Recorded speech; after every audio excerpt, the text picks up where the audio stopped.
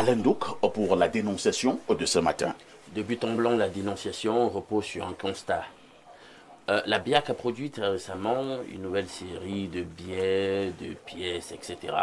On se disait qu'avec la pénurie très marquée de petites monnaies qu'il y avait au pays, le problème serait résolu. Et puis je fais le constat qu'en réalité, on a comme l'impression que le problème jusqu'ici n'est pas résolu. En dépit de la nouvelle production, de la nouvelle émission de la Banque centrale. Les gens, sur les marchés, dans les taxis, continuent toujours à se plaindre. Il n'y a pas la monnaie, vous tendez un billet de 2000 pour une destination de 350, il y aura un problème de monnaie, etc. Donc dès qu'il s'agit de la petite monnaie, il y a toujours quand même un souci.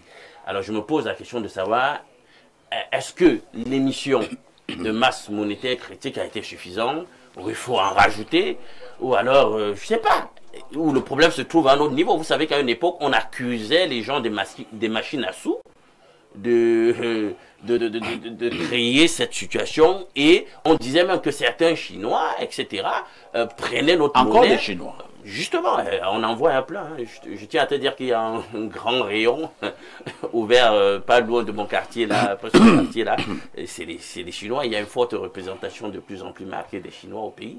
Bien, on disait à une époque aussi que c'est eux qui utilisaient nos pièces, nos petites monnaies. Ils procédaient à des exportations, etc., etc. J'ai comme l'impression que le problème n'est pas résolu. Que faut-il faire pour résoudre ce problème définitivement? Tordre le cou à ce problème. Merci Alain Douk pour cette dénonciation. Bernard Owona, la dénonciation imposée. Il y a même autre chose avec les nouvelles monnaies en circulation, les nouvelles pièces d'argent en circulation. Vous avez... elles se ressemblent. Oui. Les pièces de 100 francs, les pièces de 500. Et ça vous embrouille. Vous pensez que vous voulez donner 100 francs à quelqu'un alors que vous lui avez donné 500. Ça devient un peu compliqué. Votre commentaire? C'est très compliqué parce que lorsque vous avez la pièce de 200 francs et la pièce de 100 francs en main, vous avez l'impression que... Vous avez 200. Vous avez 200, alors que vous avez 300 francs. Alors, vous prenez 200 pour acheter quelque chose, vous pensez que vous avez 100 francs, vous donnez 200 carrément et puis vous tournez le dos. C'est après que vous vous rendez compte que 300. C'était 200. Il y a des gens qui empruntent des taxis, ils donnent 500. Et quand on lui donne une pièce de 200, il croit qu'on lui a donné 100 francs. La bagarre commence entre le chauffeur et le client. Il y a quelque chose, tous les jours. Oui, il y a quelque chose de très original maintenant parfois ici. C'est là où le Camerounais est fort et ingénieux. C'est que lorsque vous allez dans des supermarchés ou dans des grands magasins à Yaoundé ou à Douala, vous voilà donc en train de consommer du chocolat. Parce que devant la caissière, il y a le chocolat. Dès qu'on doit vous rembourser 200, il n'y a pas de pièces. Non, on ne vous dit même pas qu'on vous donne le chocolat en compensation des pièces qu'on devait vous rembourser. Ça se passe à Yaoundé dans tous les supermarchés. Ça prend du chocolat. Oui, et puis ce n'est qu'une seule marque de chocolat. Hein. C'est une marque de chocolat bien connue.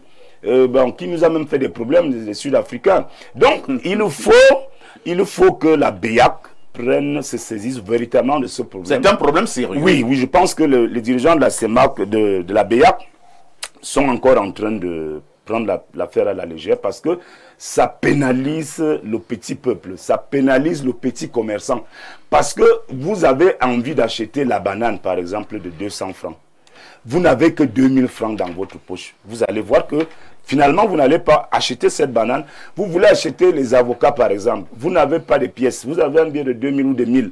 Quand vous tendez le billet de 1000 ou de 2000 à la commerçante, elle vous dit qu'elle n'a pas de monnaie. Et du coup, ce que vous devriez acheter, vous n'allez plus le faire, vous n'allez plus l'acheter. Donc, je pense que la BIAC doit multiplier les pièces et surtout faire en sorte que ces pièces soient différentes les unes des autres parce que la pièce de 100 francs avant était la pièce de 100 francs. Que ce soit vraiment bien distinctif. Ça doit être vraiment distinctif. Et pour terminer, pardon, Alain Douk a dit quelque chose de pertinent là sur l'exportation de nos pièces en Chine. Ça c'est un fait. Même les autorités le savent. Confirmer. Oui, il y a même des vidéos. Comment des sacs comme des sacs de cacao sont transporter. Qu'est-ce qu'ils vont faire avec ces pièces? Apparemment, ils fabriquent d'autres choses là-bas. Je ne sais pas de quoi il s'agit. Et il n'y a que le Cameroun pour les ravitailler. Nos pièces, puisque nous, on est champions des choses compliquées. Donc, nous, on prend nos pièces qui ont déjà été validées et sorties par la BEAC, qu'on vend. Je ne sais pas qui vend. Mais en fait, les gens se retrouvent avec beaucoup de tonnes de pièces. L'argent qui devrait être en circulation dans la zone CEMAC se retrouve exporté en Chine pour la fabrication, je ne sais quoi. Donc tout ça pénalise vraiment l'économie. Très bien.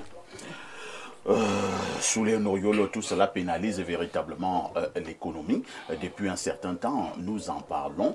Les pièces se font rares. Lorsque nous avons eu dernièrement ces nouvelles pièces de monnaie en circulation, nous nous sommes dit que le problème sera réglé, mais on a la nette impression que ce n'est pas réglé. Il y a des bagarres dans les bars tous les jours avec les taximens pour une affaire de 100 francs, 50, 75, ainsi de suite. Je pense qu'il y a un complot de la BEAC contre le Cameroun. Ah bon? Oui.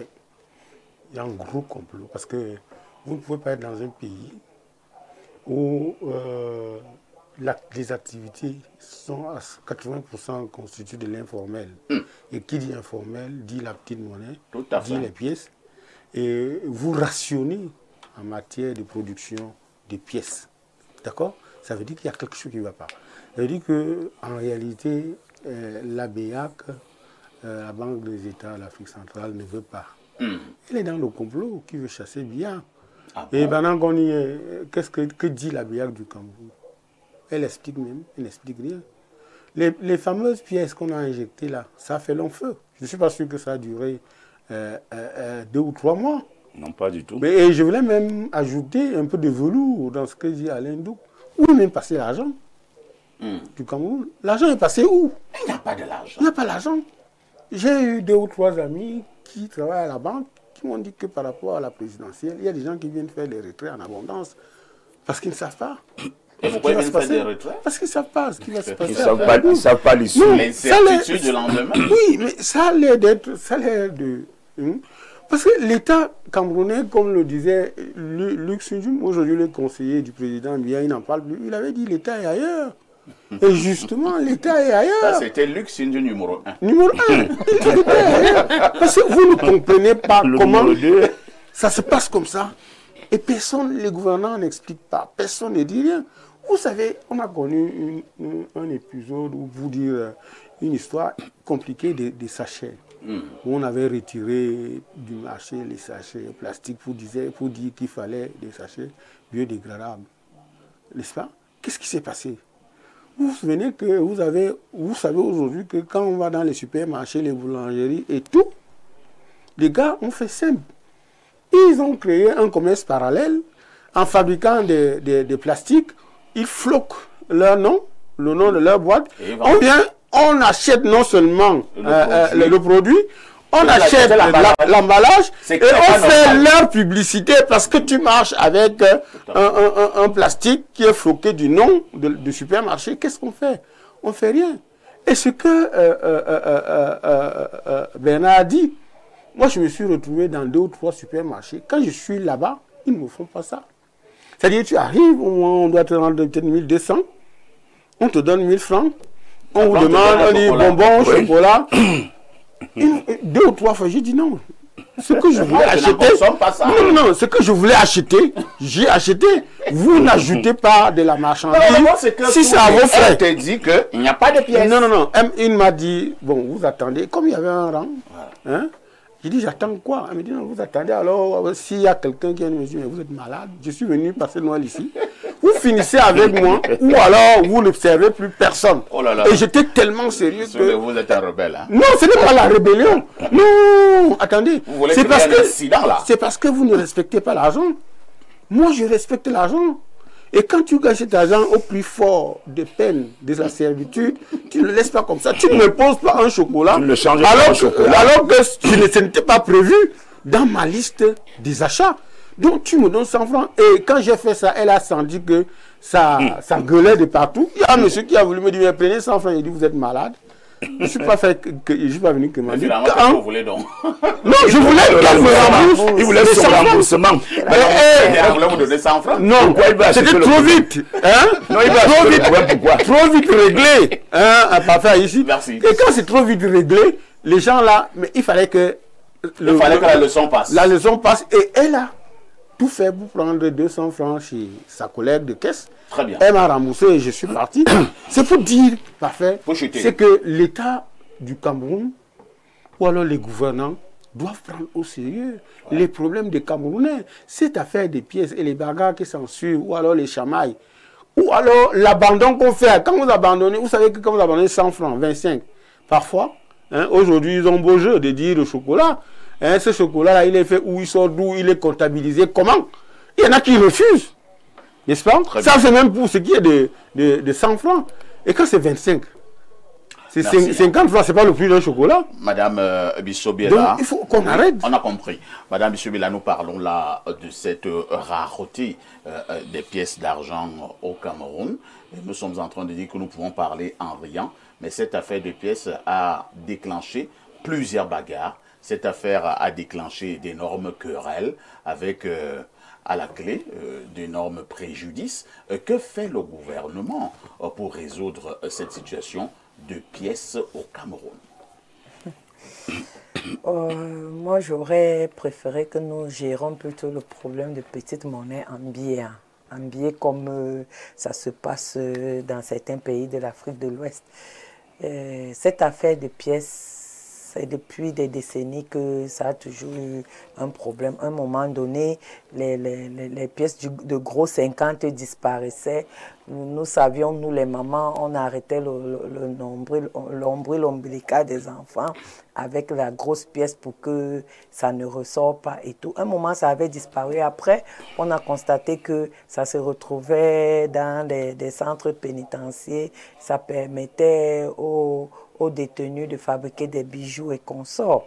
Bon, aujourd'hui, ils ont fabriqué des nouvelles pièces. Nous ne savons même pas en quelle matière c'est. Si c'est le fer, si c'est le cuivre, on ne sait vraiment pas en quelle matière. Mais quand vous allez au marché, c'est très désagréable parfois ici, que vous faites les achats. Et puis, vous vous tenez devant une vendeuse, vous voulez peut-être un tas de maillots de 300 francs, vous lui tendez 500 francs. Elle préfère ne pas vous servir en vous disant « je n'ai pas de pièces ». Je n'ai pas 200. Je n'ai pas de pièces. Et puis, tu te retrouves soit obligé de chercher 100 francs de plus pour acheter 2 temps. Et puis, tu te mets à exonérer. Et ça te fait un manque à gagner. À exonérer ton budget sans vouloir. Vraiment, le gouvernement devrait revoir, surtout la Banque d'Afrique centrale devrait revoir ce problème de petite monnaie, transformer soit les pièces en billets, comme ça se passe en Afrique de l'Ouest. Vous allez voir en Guinée, vous allez voir au Nigeria, on ne marche pas avec les tchang-tchang, comme on dit, dans les porte-monnaies. Ça vient de l'Europe, où ils partagent les centimes en pièces et tout. Mais essayons de voir comment on peut alléger l'économie camerounaise, surtout en facilitant les achats des uns et des autres. Merci. Alain Ndouk, on a parlé tout à l'heure, on a eu des images au niveau des réseaux sociaux. Certains reportages ont même d'ailleurs été effectués. Comme le disait Bernard tout à l'heure, on voyait des gros sacs de pièces prendre des destinations inconnues. Et beaucoup ont fait comprendre que ça allait du côté de la Chine. Alors, quand on transporte des gros sacs d'argent comme ça passe où? Est-ce qu'il n'y a pas des policiers, des gendarmes, la douane et que sais-je encore? Ah, parfait. Comment ça fait pour sortir? Chaque minerai déjà a une valeur. Même le plus basique fer sur le marché des métaux a une valeur. Donc ça peut donner lieu à une commercialisation. Et donc lorsqu'on frappe monnaie avec les minerais, les métaux, etc., ça donne donc lieu à un circuit parallèle de ceux qui ont besoin du métal en question pour leurs activités et tout. C'est à ce titre donc qu'on peut dédouaner la bière, parce que quelle que soit la masse monétaire émise de ce type de monnaie, s'il n'y a pas un dispositif de contrôle finalement de ce qu'on fait de cette monnaie dans le circuit, il y aura un problème. la banque va passer le temps à être, la banque centrale va passer le temps à être en suractivité sur la question, sur la monnaie en question, parce que à chaque fois on va sortir les métaux du circuit pour d'autres destinations. Moi, c'est ça que je vais interpeller, c'est-à-dire que l'intelligence de contrôle du pays. On voit que dès que c'est dans le champ politique, l'intelligence marche super bien. On fait de belles notes au président de la République pour lui dire que, bah écoute, ton pouvoir est en danger. On sait utiliser l'intelligence pour s'en prendre à la dissidence au niveau de l'écosystème médiatique. Ça fonctionne super bien dans d'autres domaines, mais parfois sur des domaines sensibles comme ceux-là, on constate que ben là, on fait montre de désinvolture, on ne veut pas s'occuper du sujet, comme si on était partie prenante dans cette espèce de trafic qui s'est mis en place, où dans un premier temps on disait que c'était stocké par les responsables des machines à jeu, parce que on a des casinos au niveau du pays. Les bali, voilà, etc. Puis finalement, la chinoiserie s'est menée à l'affaire. Et on n'arrive pas à tordre le cou à cette histoire. Or, des journalistes ont déjà fait de bons papiers là-dessus pour dire voilà le problème. Pourquoi l'intelligence du pays ne se met pas en exergue pour tordre le cou au phénomène. Donc il y a cette espèce de laxisme au finish qu'on n'arrive pas à expliquer. Et c'est ça le drame. L'État est ailleurs. Oh, l'État est ailleurs. Oh, nous savons que le contrôle, c'est l'une des fonctions fondamentales du management. Hein? Planifier, impulser, etc. Faites des autres fonctions. Si vous ne contrôlez pas, vos efforts seront perdus.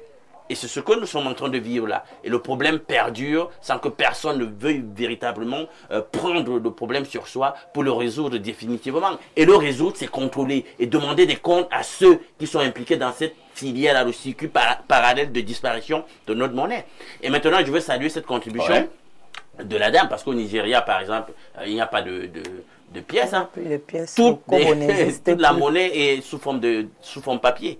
Donc, est-ce que c'est ça qui serait la solution pour qu'on arrête avec ce phénomène? Peut-être bien. Il faut déjà envisager peut-être cet axe-là. Au Nigeria, ça peut bien fonctionner, hein, sous forme papier. Tout est papier. Est-ce que vous êtes sûr que si ça vient au Cameroun, ça va encore bien fonctionner? Là, vraiment, on a la particularité de tourner en drame des choses. Il y a certaines choses qui fonctionnent bien ailleurs. Mais dès qu'on apporte ces choses ici, ça devient compliqué. C'est terrible. Nous marquons une touche pour parce qu'elle s'impose d'ailleurs.